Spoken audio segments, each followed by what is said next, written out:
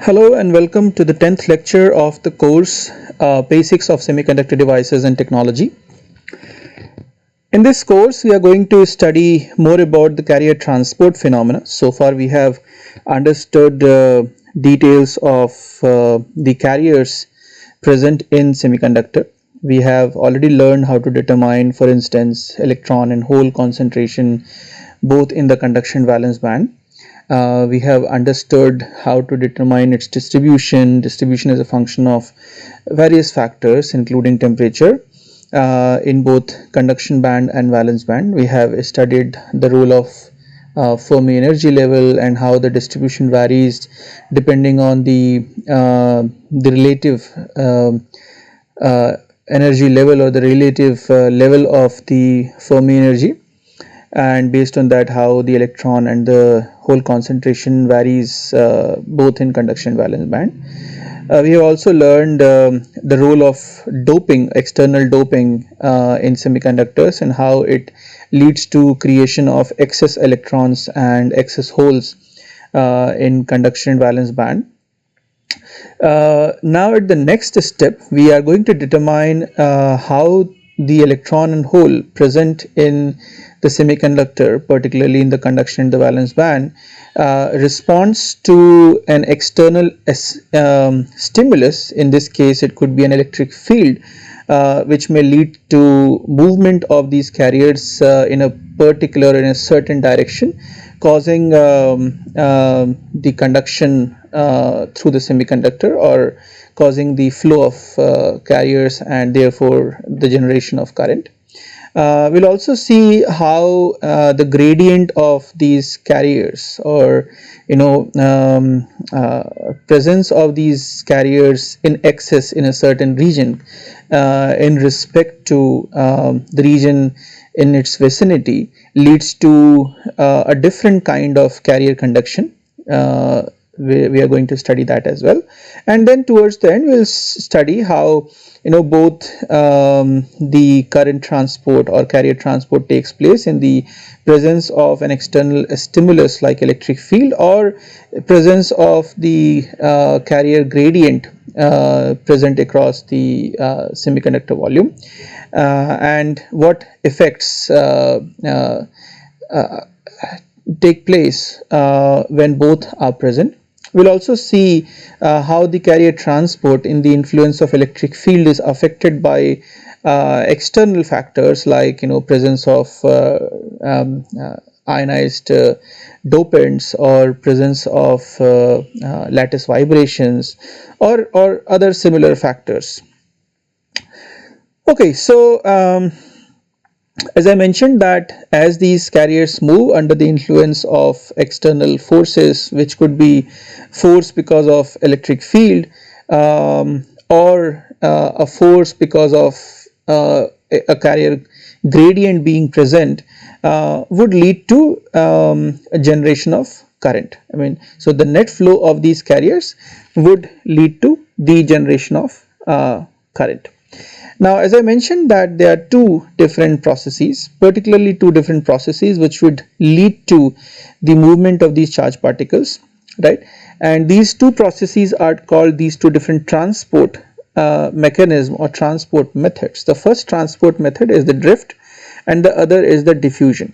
The drift happens when the movement of charge is because of the external electric field, and the diffusion takes place when the flow of charge is because of a density gradient. So in one case, in the first case, let's say you have a semiconductor and I apply a net electric field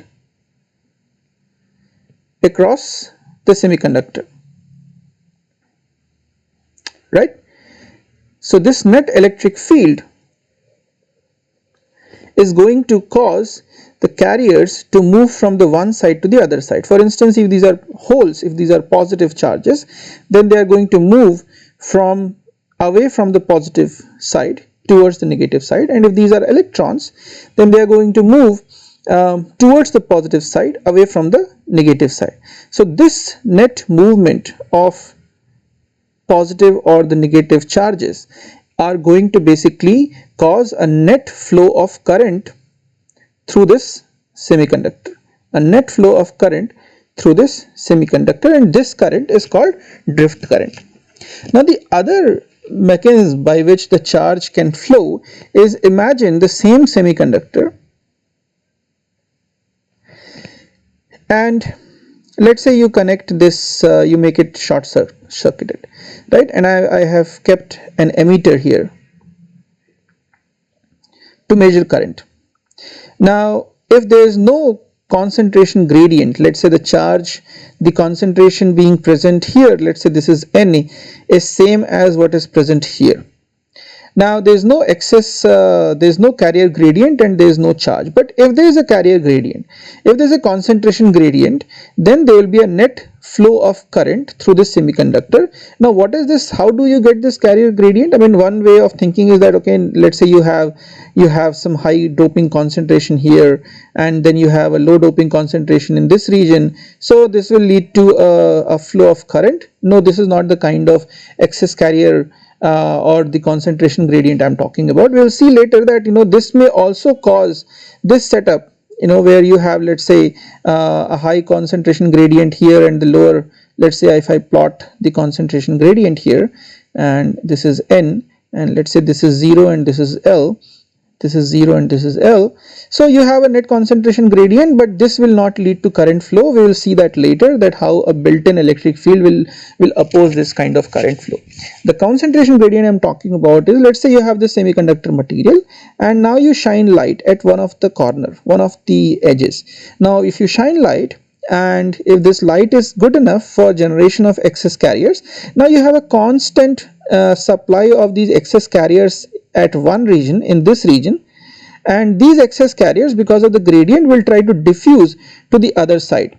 Now this diffusion of excess carriers will lead to a net flow of current in this circuit, and therefore a net current will be generated. So this is the diffusion current I'm talking about, which often happens because of the excess carrier generation in a certain region. In this case, this region is one side of the semiconductor, and the generation is because of the excess light, or the light which is flowing on that particular region, which causes the excess carrier generation.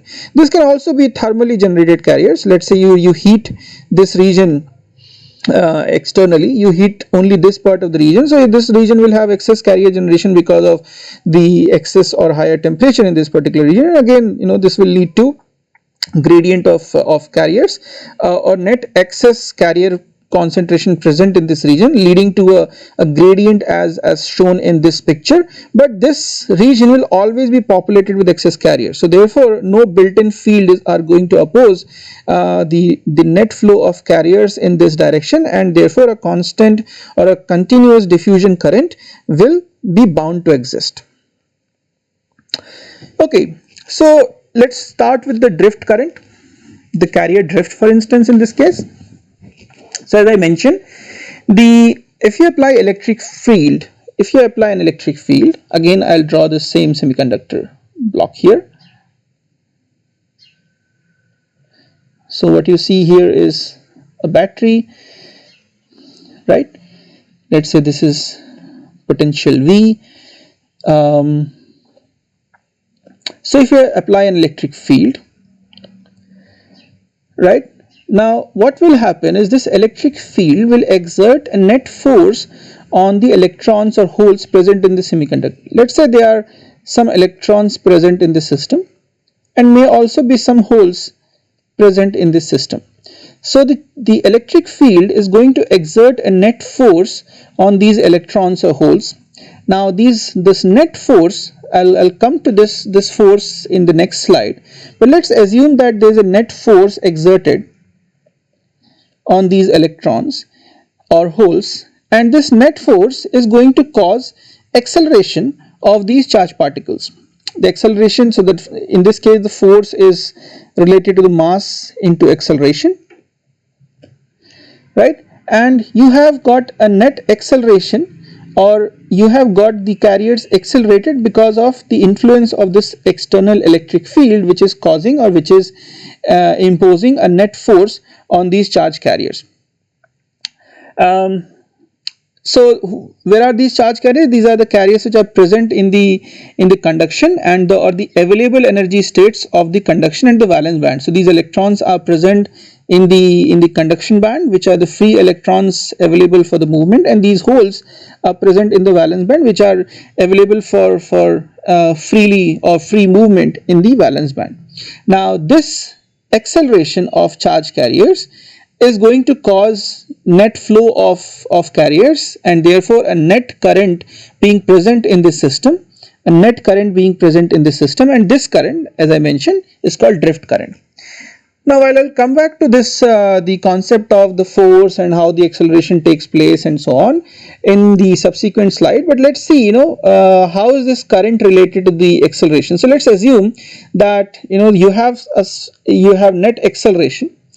Net acceleration means you have a certain finite velocity. Let's say this is the drift velocity. I'll talk about the drift velocity a little later.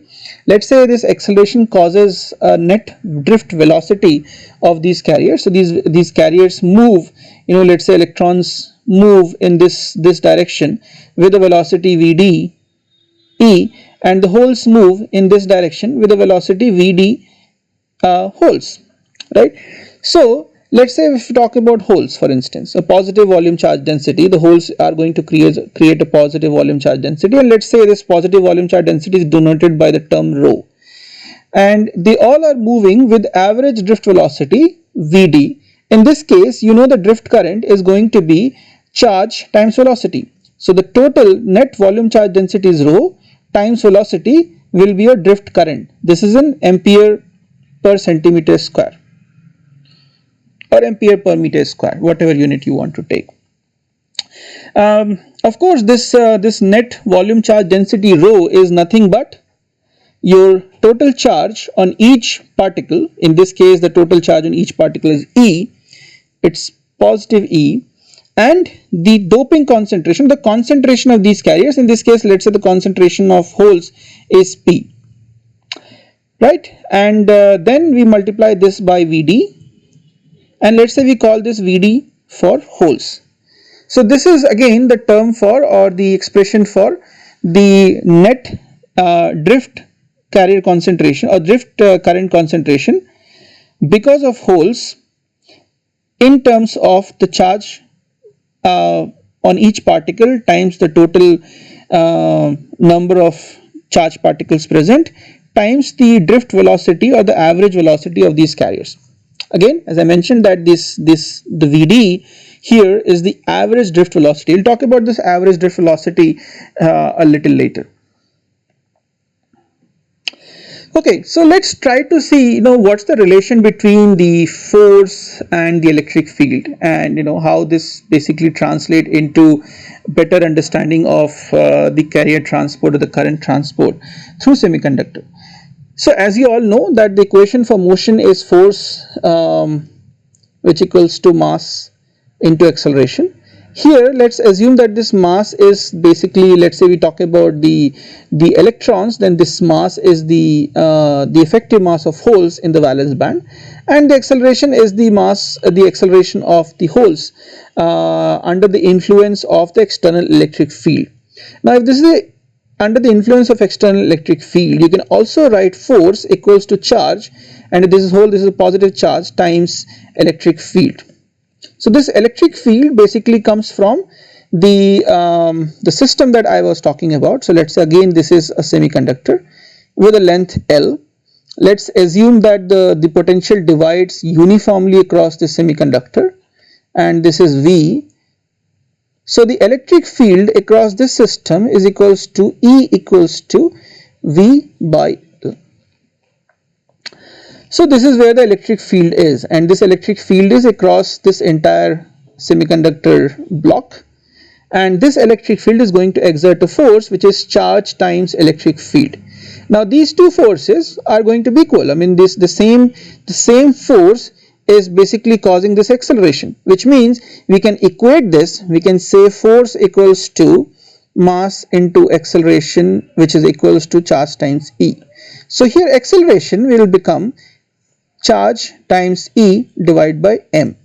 Here m is the effective mass of the hole in the valence band, and if this is electron, then the same expression will be acceleration equals to minus E divided by electric field times the effective mass of the electron.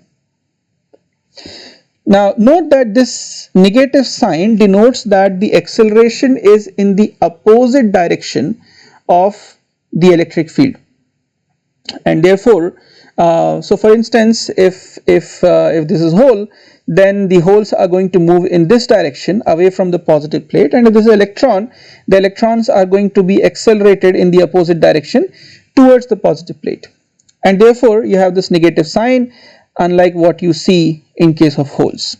It just denotes that the acceleration is in the opposite direction as that of holes.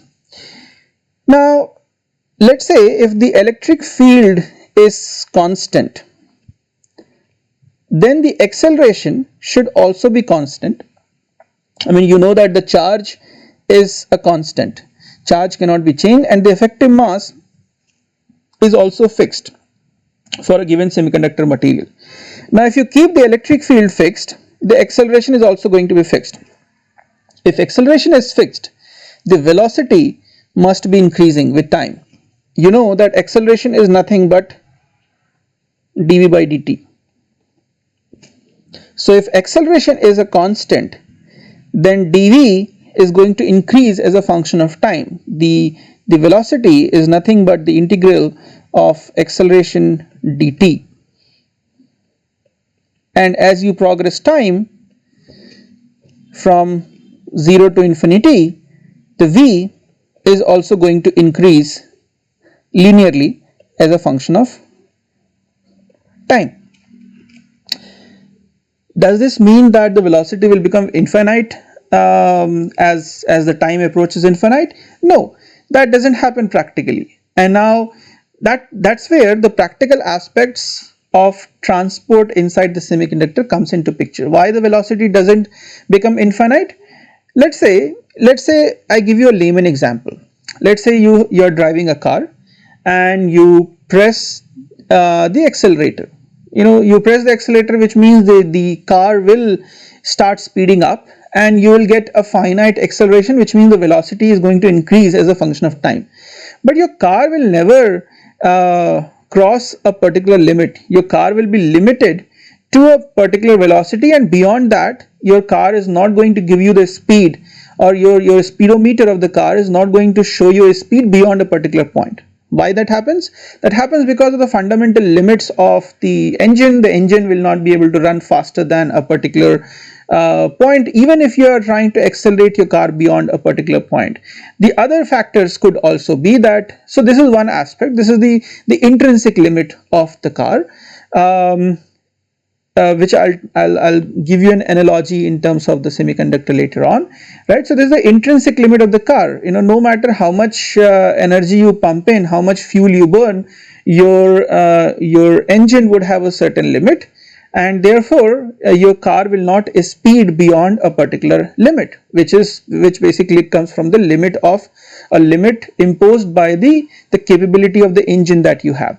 The external limits or the external factors are, for instance, you are driving, you drive a car on a highway.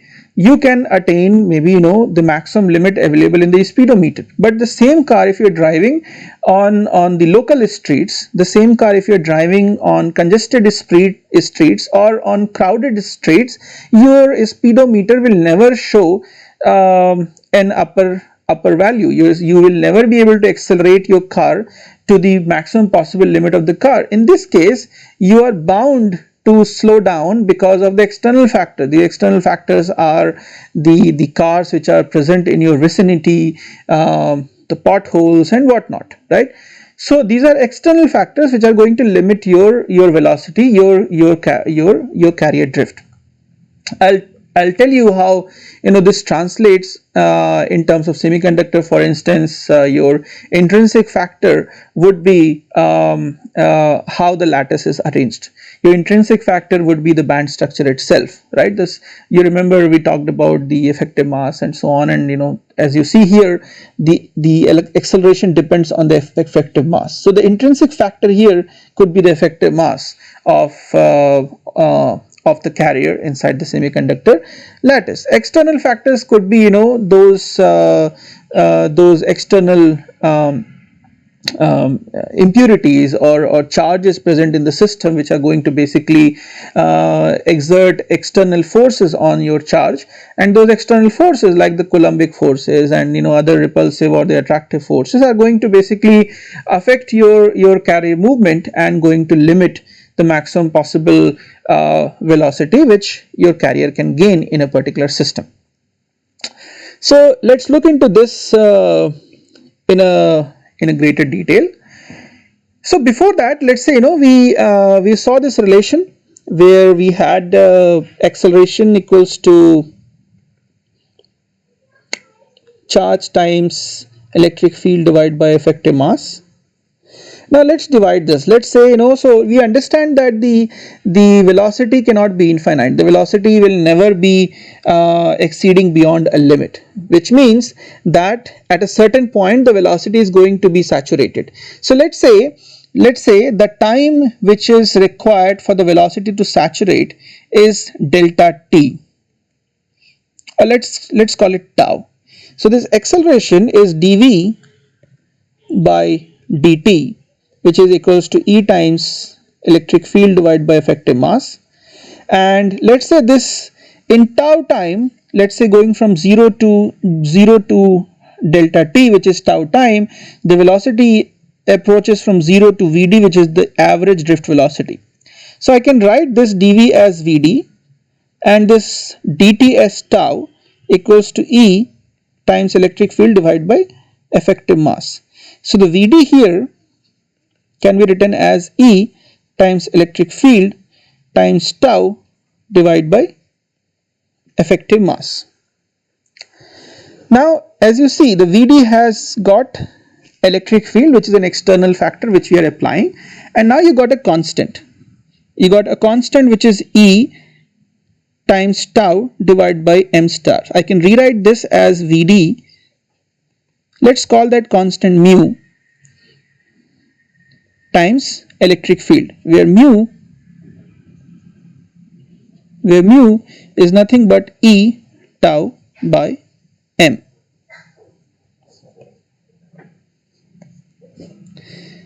Let's see this in the next slide again. So as I said, we started with this relation, mass into acceleration. Acceleration is dv by dt equals to E times electric field, charge times electric field. V is the velocity of the particle due to applied electric field, and it does not include thermal velocity. It's just the velocity because of the applied electric field. And I have shown you in the previous slide how we derived a relation for V, where this t you can write as tau. Tau is the time between 0. So this is tau, and tau is the time between 0 and t, where t is the time when the velocity achieves maximum possible velocity, or we call it an average drift velocity, right? So from this one we said that this can also be written as following.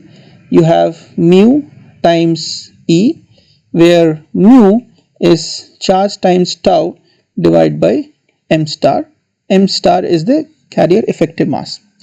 Now let's try to understand this in a slightly better way. As I said that this tau is nothing but the time when the velocity reaches the maximum possible velocity, or we call it an average drift velocity. Now why do we get this maximum possible velocity? So let's start with the following thing. Let's say in the absence of electric field, I told you earlier that the carrier is going to basically move and will keep scattering. So let's say the carrier moves, this is direction path 1, it scatters, goes in this direction, path 2 it scatters, again goes to 3, scatters, and again comes back, path 4 scatters. So in this way the carrier is just going to keep moving around the same point, and the net velocity in the absence of electric field will be 0. This is the random thermal motion, which will give you net work done 0, net velocity 0. Whereas when we apply this electric field, while this random thermal movement will be there, but effectively the carrier is going to drift in a finitely in a certain direction.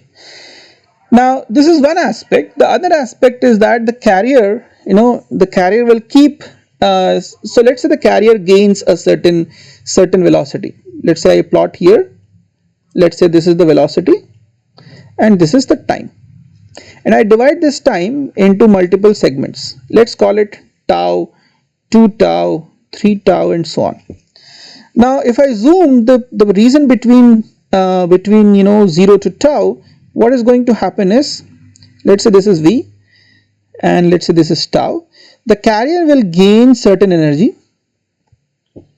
but let's say at a certain point it sees, it experiences an external disturbance, or let's say, I'll talk about the disturbance a little later. Let's say there's some disturbance which is not letting the carrier to move freely, right? So then this will come down. Again it will gain energy, it will come down. It will gain energy, it will come down, right? So now the net average velocity is the drift velocity, right? And the time between these two events is tau. So that's what, if you plot here, it will gain energy, it will come down, gain energy, it will come down, and so on. So the average between these two events is tau. And as a result of this repeated interaction with external factors like the lattice, the other atoms, impurities, boundary, and so on, the carrier will never be able to accelerate beyond a certain point, and the maximum average value up to which the carrier accelerates is called the average drift velocity of the carrier, right?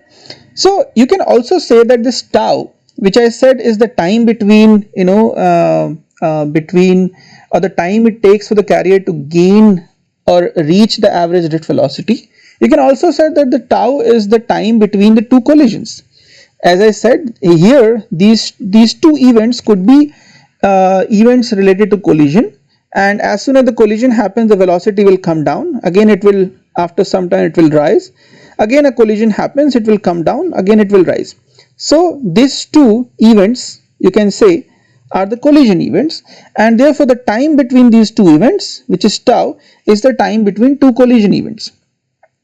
So at the collision point, just before the collision, the carrier would have gained a peak velocity just prior to the collision, and the average velocity, the average of the velocity between the two collision event is called the average drift velocity.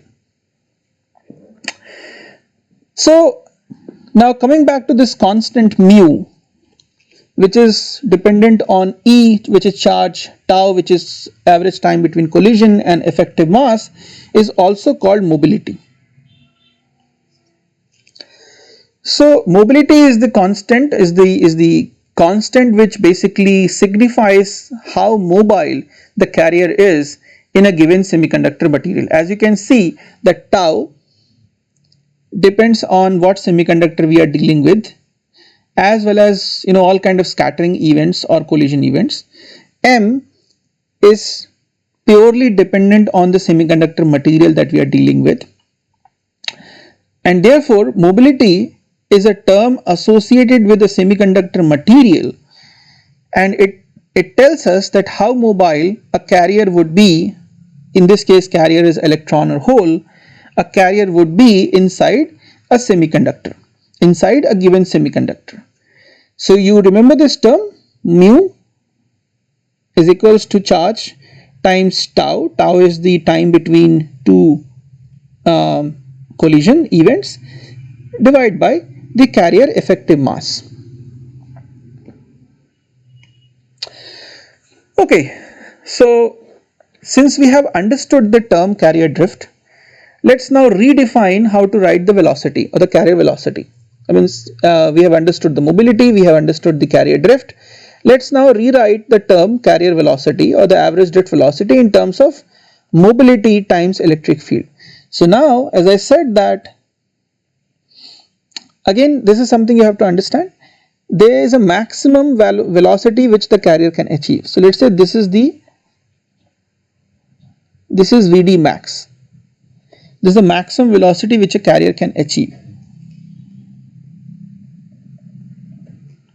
And let's say this is electric field. So in the beginning, the velocity is going to be linear to electric field. But then beyond a point, it is bound to saturate. And this electric field is called the critical electric field, beyond which the velocity is bound to saturate. And this slope is the mobility. So now, if you are talking about the transport in this region, we can fairly go with the term mobility and electric field. But if you are talking about the transport in this region, then you must write the transport more in terms of the velocity, not in terms of the mobility and the electric field, because that would be misleading. Beyond a point, beyond EC, the velocity is not going to increase. So if you just say mobility times electric field, you may be misleading if you use the default mobility values which are given here. I'll show you later that these mobility values also go down apparently as a function of electric field. Okay, so coming back to this, so let's say you write the velocity as in terms of holes, in terms of the mobility and the electric field.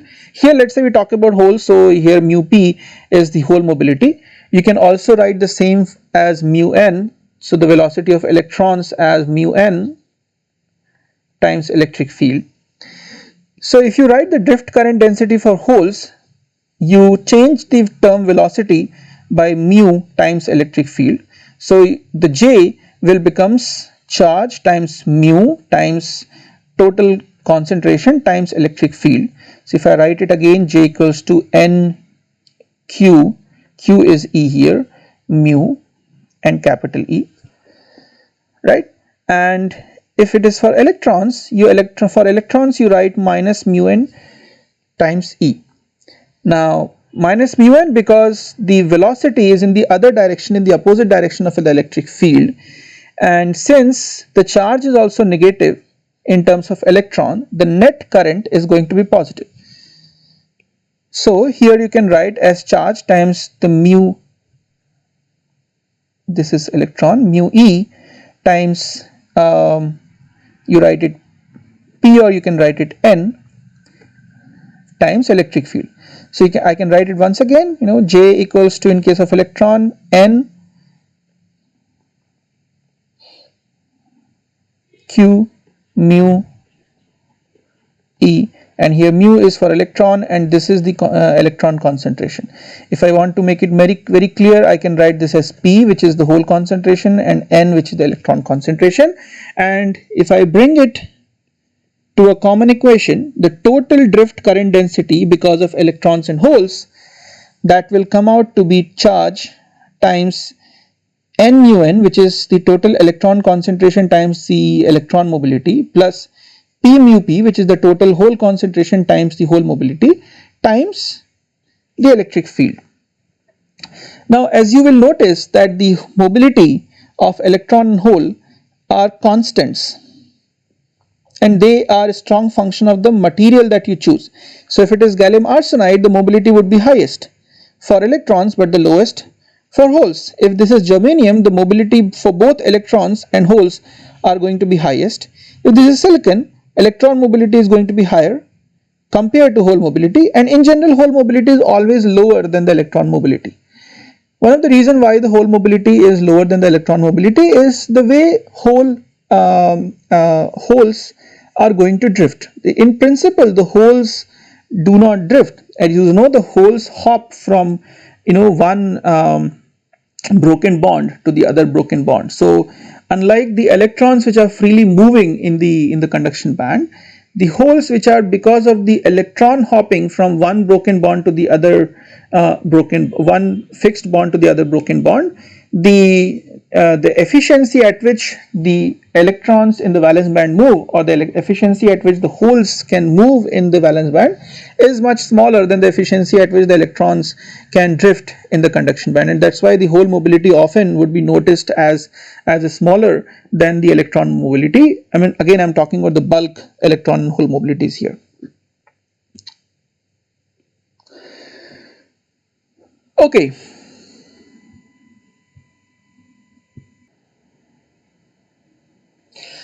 Let's now understand what are these scattering events, and therefore what are the factors which affect the mobility.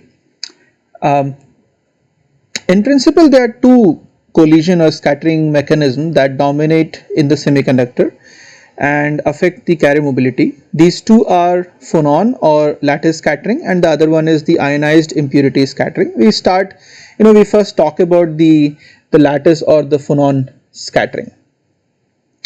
So, in principle, the atoms in semiconductor crystal have a certain amount of thermal energy. I mean, this is something which I mentioned earlier as well. As you increase the temperature, the crystal lattice or the atoms will gain that particular thermal energy, which is the energy above absolute zero.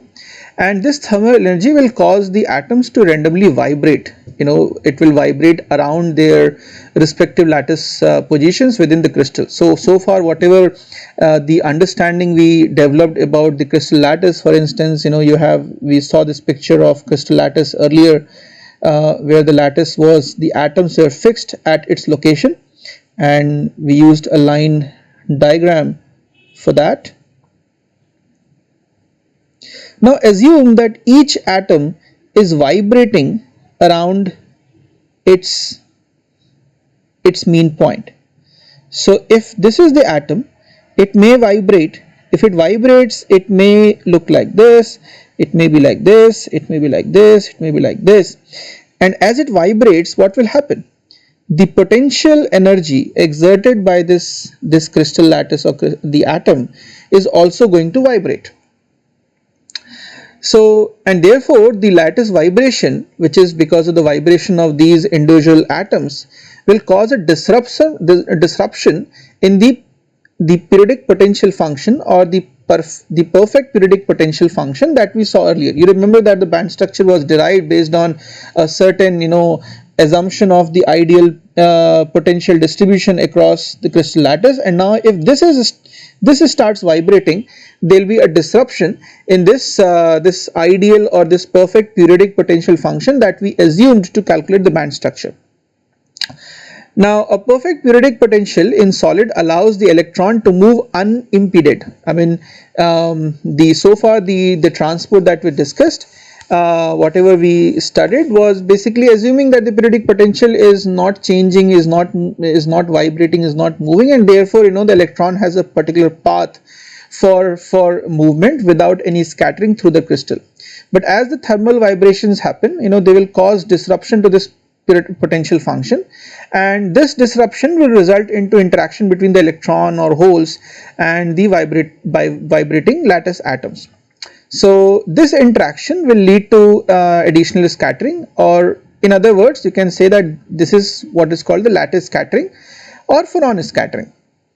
So phonons is basically the finite energy associated with this lattice vibration, and therefore the scattering because of these lattice atoms or these vibrating lattice atoms is also called the phonon scattering. So now you think in this way, that since the lattice scattering is related to the thermal motion of atoms, the rate at which the scattering occurs would also be a function of temperature. So if you denote let's say a new term, let's say mu L, for for the mobility because of or the mobility which is which accounts for this phonon scattering,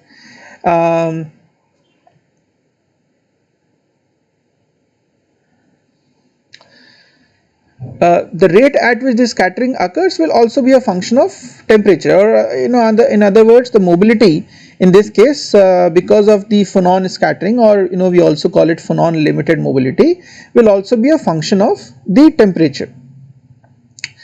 So as the lattice or as the scattering theory predicts, based on the first order assumptions, this mobility or the phonon scattering phonon limited mobility is proportional to the temperature to the power minus 3 by 2. In principle, this is mobility equals to proportional to temperature to the power n, where here we are saying n is equals to 3 by 2. What does it mean? So this means that mobility that is due to lattice scattering increases as the temperature decreases. In other words, the mobility because of the lattice scattering decreases as the temperature increases. Why does it happen? What does it mean further? It means that as the temperature increases, the scattering because of this random motion or the random vibration of these lattice atoms would increase, and as the probability of the interaction with these vibrating lattice atoms increases, the probability of collision increases, and as the probability of collision increases, the scattering time decreases, and as the scattering time decreases, the mobility decreases. You remember the mobility was proportional to scattering time, and as the scattering time decreases, as the probability of scattering increases, the scattering time will decrease, and as the scattering time or the time between two collisions decrease, the mobility will decrease.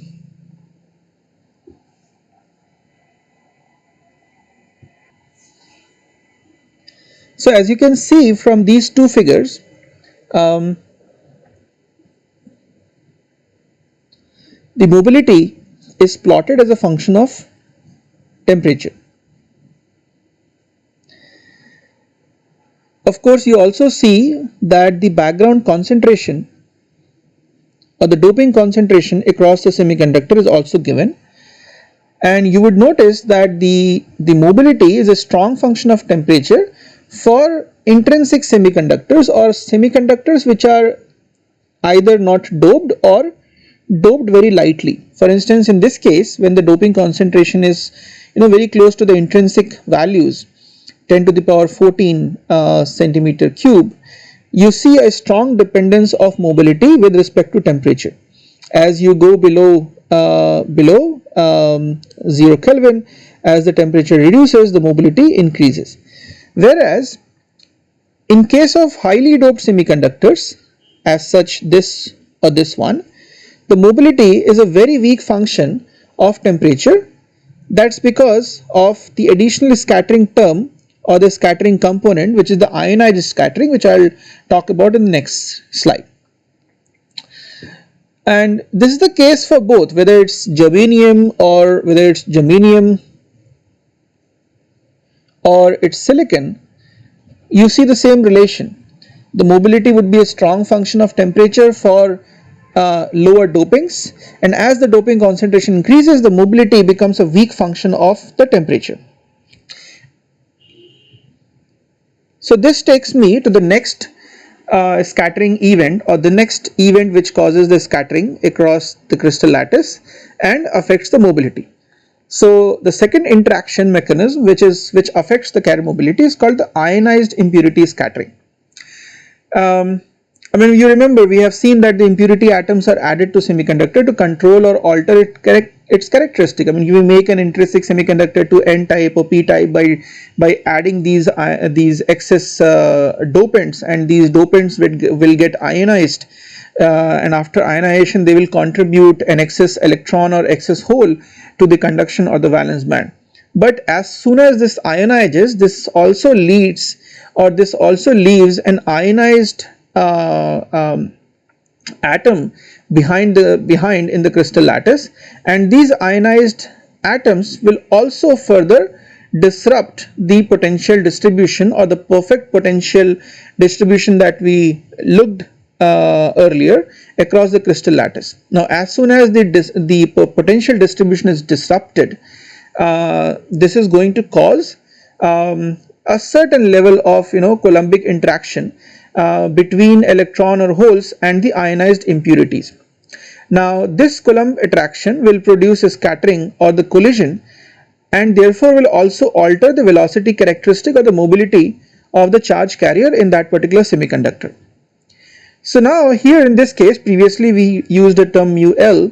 Now let's say we take a term mu I as the mobility that would be observed if only ionized impurity scattering existed. Then from the first order we can write mu I based on the scattering theory. We can write mu I to be proportional to the temperature to the power 3 by 2 and inversely proportional to the Ni, where Ni is the total ionized impurity concentration across the crystal lattice. Now why it is proportional to temperature? So you can think in this way, that if the temperature increases, the random thermal velocity of the carrier will increase, which means it will reduce the time that the carrier will spend in the vicinity of the ionized impurity center. Lesser the time it spends in the vicinity of the Coulomb force or this scattering center, the smaller the scattering effect, and therefore the larger the expected value of mu I. So as the temperature increases, you have higher thermal motion. Higher the thermal motion, you have lesser the time the carrier will spend around this impurity atom or the impurity center, and lesser the time it spends around that, lower the probability that it is going to scatter to that particular impurity center. On the other hand, if the number of impurity or the ionized impurity centers increase, then the probability of carrier encountering an ionized impurity center will also increase, and therefore this will imply that a smaller value of mu I would be observed. So higher the Ni, higher the probability of an electron or hole to scatter with this impurity center, and therefore lower the mu I. So you see these plots here. The plots are basically for germanium, silicon or gallium arsenide, and what you see is as the impurity concentration is increased, the mobility invariably, whether it's for germanium or silicon or gallium arsenide or whether it's for electron or hole, would reduce. And in the previous slide we saw that the mobility in general, we also saw here that the mobility in general reduces as the doping concentration or the ionized impurity concentration was increased. So even the mobility at zero temperature, or let's say the ideal, the bulk value of the mobility would also increase as you increase the concentration.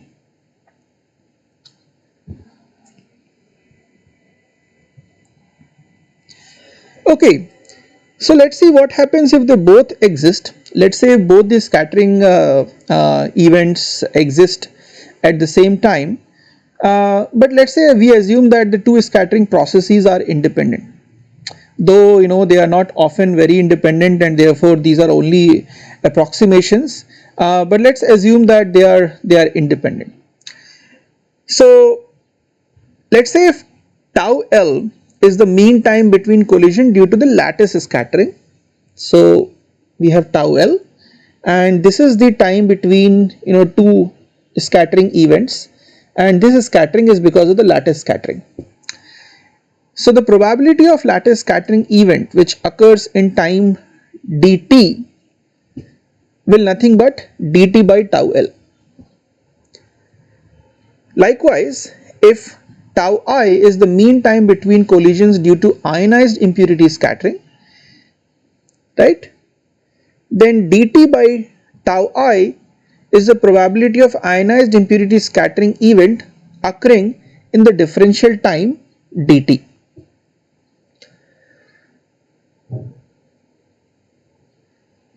Now if these two scattering processes, as I mentioned earlier, are independent, then the total probability of a scattering event occurring in the differential time dt, and in this case let's say the total scattering time, the mean scattering time is tau, will nothing be but the summation of the two probability events, which is dt by tau L plus dt by tau I. So if you see the dt is common, so you can write this as 1 upon tau, which is the total scattering, the mean scattering time is nothing but 1 upon tau L plus 1 upon tau I. And you remember that the mobility which was proportional to mu, proportional to tau So we can write this also as 1 upon mu, or the effective mu, equals to 1 upon mu I or mu L plus 1 upon mu I, where mu I is the mobility due to ionized impurity scattering process, as I mentioned earlier, and mu L is the mobility due to lattice scattering process. The parameter mu here, or the mu effective here, is the net mobility. And you can imagine that if you have more such independent scattering mechanisms, the inverse mobility will add, which means the net mobility will decrease. The net mobility, as you add more and more scattering events, the net mobility will decrease. For instance, the additional scattering events could be the boundary scattering. Let's say we are not talking about a bulk semiconductor where the dimensions. Let's say you have a semiconductor. So far we talked about a bulk semiconductor. What's the meaning of bulk? Means, let's say if this is A, this is B, and this is C.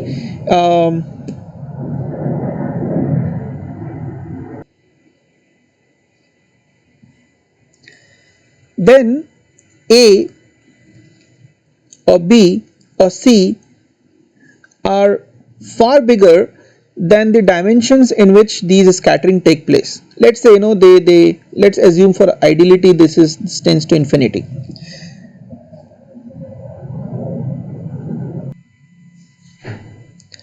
But let's say if I limit this to a very finite volume, let's say A, B or C are very close to the dimensions that the boundaries itself lead to scattering, which means the carrier is moving and the carrier has to scatter back from the boundary. Let's say this is the boundary, and if I limit A to a very small dimension, let's say few nanometers, let's say 5 nanometers, right? This is nothing but just 10 or 11 atoms in this particular direction.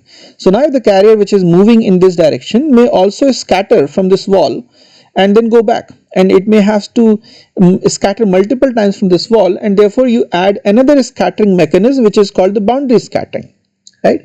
So similarly there can be other scattering events. For instance, when you apply an external electric field, the external electric field is also going to perturb the potential distribution across the crystal lattice, and as the potential distribution will be perturbed, or in case you have abnormal electric field distribution across the crystal lattice, the potential distribution will be perturbed in a very different fashion, in a kind of an unpredictable fashion, and therefore that perturbation in the potential distribution will also cause the Coulombic interaction, and therefore further scattering will be added to the system. So therefore there can be many scattering events. Anything which perturbs the system from being ideal, whether it is the finite boundaries, or whether it is lattice vibration, whether it is excess impurity concentration, whether it is the external electric field, or even excess carriers present. I mean, the excess carriers, if you have excess carrier generation in the crystal lattice because of external forces like light or temperature, that will also impose or exert a force or a Coulombic force on the carriers being present across the system, and this Coulombic force will also cause or will also lead to scattering events across the system. Okay, so let's move on.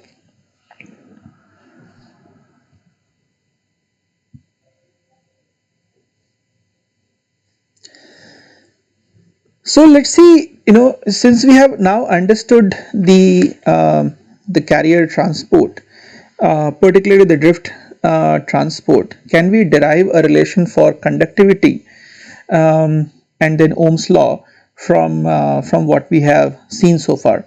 So the drift current density, we have seen this earlier. The drift current density is given by charge times the total electron concentration times the electron mobility plus the total hole concentration times the hole mobility times the electric field. So we can write this as the conductivity times the electric field, which means the conductivity is nothing but the summation of the electron mobility and the electron concentration product with the hole mobility and the hole concentration product, and its product with the charge concentration, which is called the conductivity. And as you know, the resistivity is nothing but the inverse of conductivity, will be defined by 1 upon charge times n mu n plus p mu b. So from this, if we try to derive the Ohm's law, we know that the current density is nothing but the current divided by the total cross-sectional area, where this A is nothing but the cross-sectional area, or the area of this particular cross-section. This is the area of the cross-section through which the current is flowing, right? We must not take the cross-sectional area of this plane or this plane. The current flows in this direction, and therefore the current enters through this cross-section, and therefore you have to take the area of this particular cross-section, right? So A is the area of this cross-section, and I is the total current which is measured into the terminal. So the J is nothing but I by A, and you know that E, as I mentioned earlier, is V by L. If V is the potential applied or the voltage applied across the semiconductor chunk or the solid, and L is the length of solid, the length is measured in the direction in which the current flows. Keep in mind, area is the cross section through which the current enters, and length L is the length in the direction in which the current flows. So the electric field is V by L. Here again the assumption is that the voltage is divided uniformly across this entire semiconductor or entire solid chunk.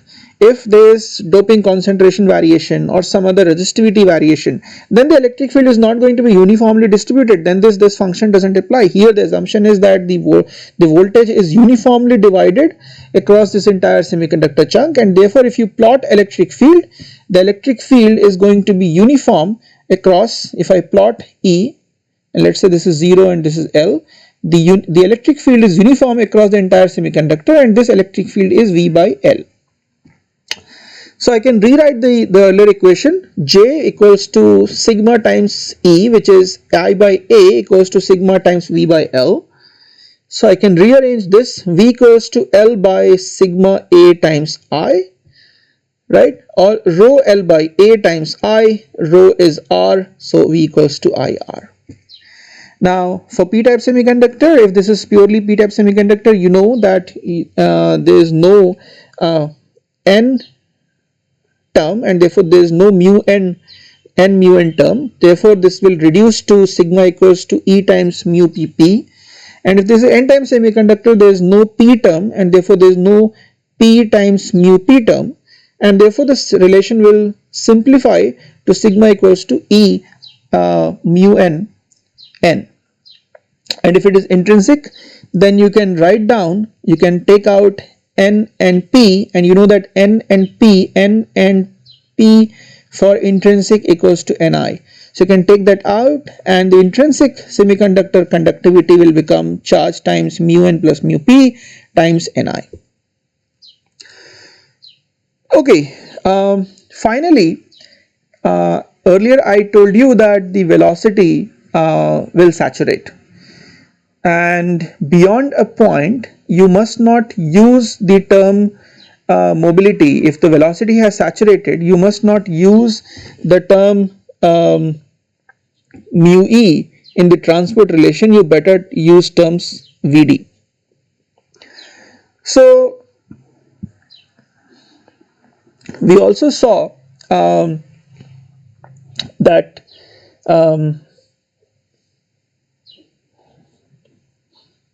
earlier I told you that the mobility, this is V and this is E, then this slope is mobility.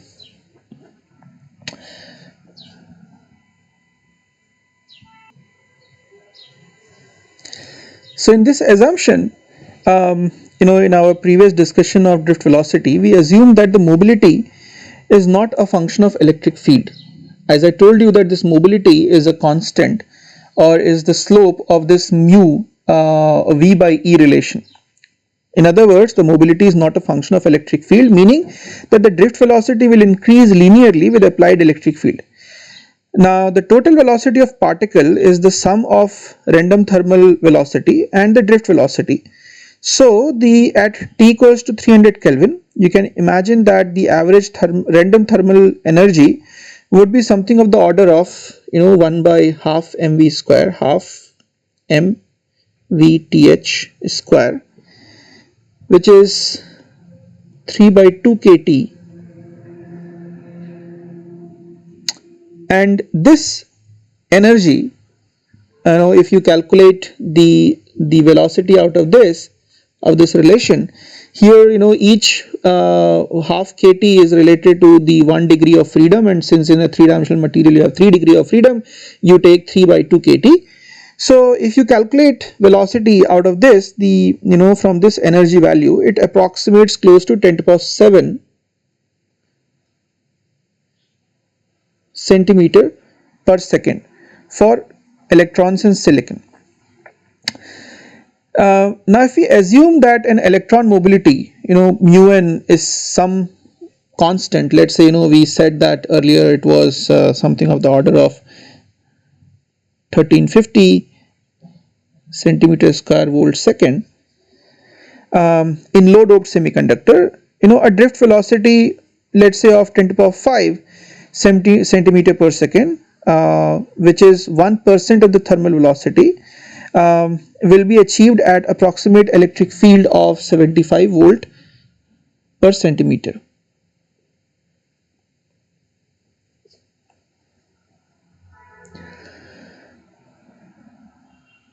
Now this applied electric field does not or would not alter the energy of the electron, but imagine what will happen if you keep increasing the electric field, right? As you see from this plot here,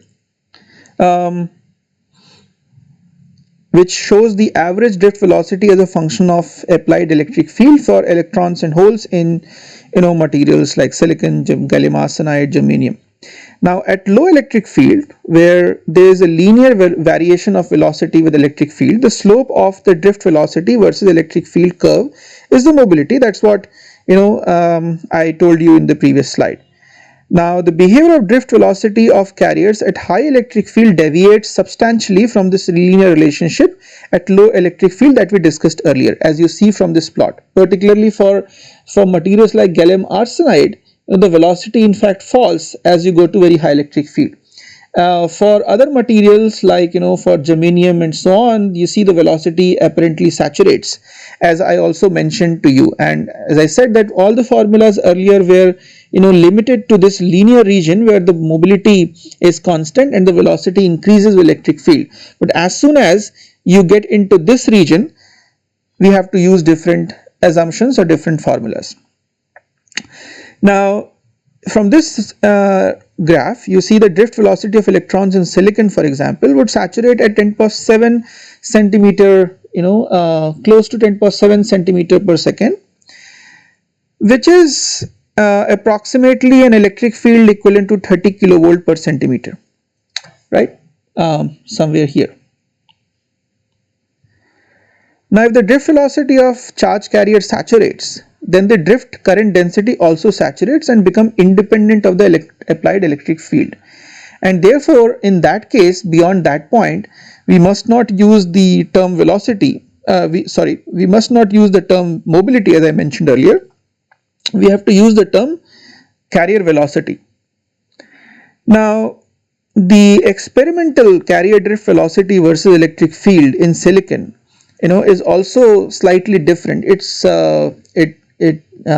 not a fixed value. It also lowers or reduces as a function of applied electric field, and therefore you see these relations here. So the electron, or the approximated carrier velocity for electron, let's say you take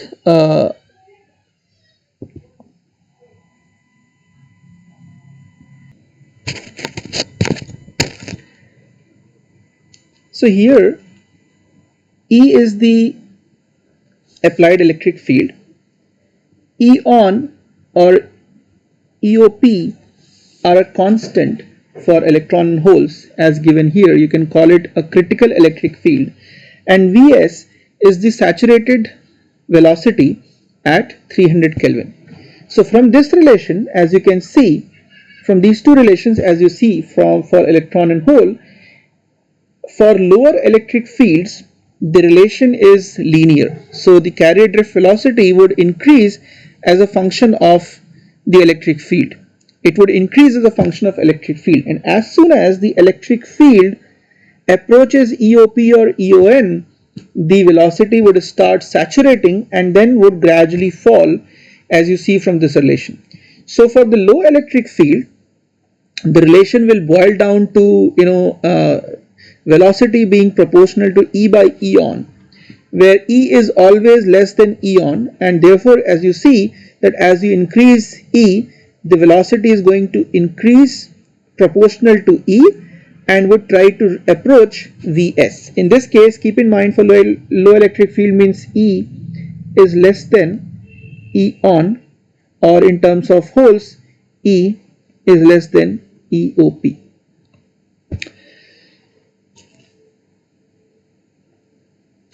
Now the drift velocity versus electric field characteristic, as you notice for gallium arsenide, is lot more complicated than what you see for silicon or germanium. So at low electric field, the slope of the drift velocity versus electric field is constant, as as it is noticed for the other materials as well, and which is the low electric field mobility, approximately 8500 centimeters square volt second for gallium arsenide. Now the low field electron mobility of gallium arsenide is much larger than silicon, but as the field increases, as you see, the electron drift velocity in gallium arsenide reaches a peak, right, and then it decreases. So as it decreases, you can see a differential mobility in the slope of Vd versus E curve at a particular point on the curve, and the negative slope of the drift velocity versus electric field represents a negative differential mobility. So as I mentioned earlier, that this slope, if I explain this again, is mobility. So this slope, which is the negative differential, or again if you take the differential, this is a negative slope or the negative differential mobility of the gallium arsenide in this high field region. Now if you try to understand this better, by the way, this negative differential region is used often in many applications where if you bias the device in this particular region, you see oscillations because of this continuous movement of positive of electron in the positive and the negative mobility region, and therefore it will give you an oscillation across the device. But as you increase the electric field further, you now get into a lower velocity regime, and this lower velocity regime is because of the carrier which was earlier in the primary band, which moves to the high energy high energy band. And as you remember, the effective mass of the carrier is proportional to the slope of the band. As the carrier moves to the high energy subband, the curvature of this high energy subband is higher than the low energy subband, and therefore the effective mass in this band, in this particular band, is going to be on a higher side. For instance, the effective mass here for gallium arsenide is something around 0.067 times the free mass or the mass of a free electron. The same in this band is 0.55 times the effective the mass of the free electron, and therefore you see a significant increase in the effective mass of the carrier as it moves to the high energy subband, and therefore a significant drop in the carrier velocity, or a significant drop in the mobility of carrier in this high effective mass upper valley, which eventually leads to the lower mobility of carriers in this other subvalley.